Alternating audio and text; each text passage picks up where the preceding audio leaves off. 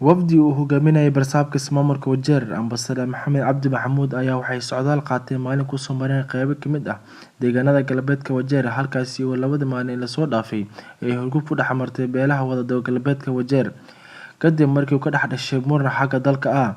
Socdaalkani ayaa waxaa barsaabka ku helinayay gudoomiyaha ismaamulka Wajeer xildhibaanada laga soo doortay ismaamulka Wajeer iyo waxgaradka Danyar Maxamed Yuusuf Ali dhaha odayaasha nabadgelyada kamid ahay waxaan codsanaynaa nabadii in la qaato la soo celiya dhammaan dadka dhulka ku nool nabadgelyada ayaa xiriirin karta noloshaad maqasheen waa nabadgelyo.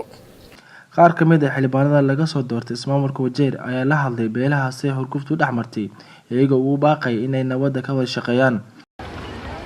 nin walbow mas'uulka adiga nabadgelyada mas'uulka ah ku saari adigaas waajibkeeda ku saariya haddaas adiga walaalka ka nabad gala adigana walaalka ka aas waa ka nabad gala haddaas ka nabad gal weysana walaalow maxad ii yeeriyaa taal walaalow maqaam mudane.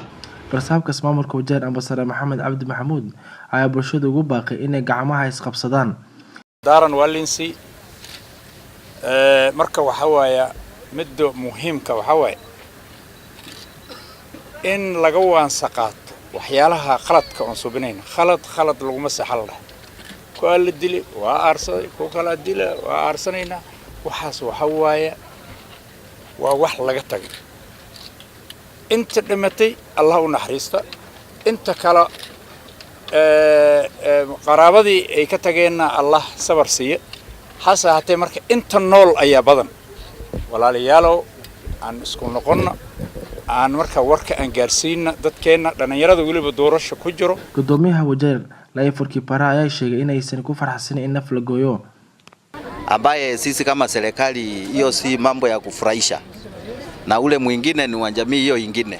Wote hawa ni binadamu wamepoteza maisha, familia zao zimebaki na sisi hatufurahii hiyo. Weka amani si kuenda kulipisha kuua mtu mwingine sababu hii imefanyika. hurgufta dhaxmarta walaalaha wada degan ismaamulka Wajeer ayaa ah mid soo noqotay sanadihii ugu dambeeyay iyada imika ay soo tarayaan baaqyada jeedina siyaasiyiinta iyo waxgaradka. Anwar Hussein, Alpha TV, galbeedka Wajeer.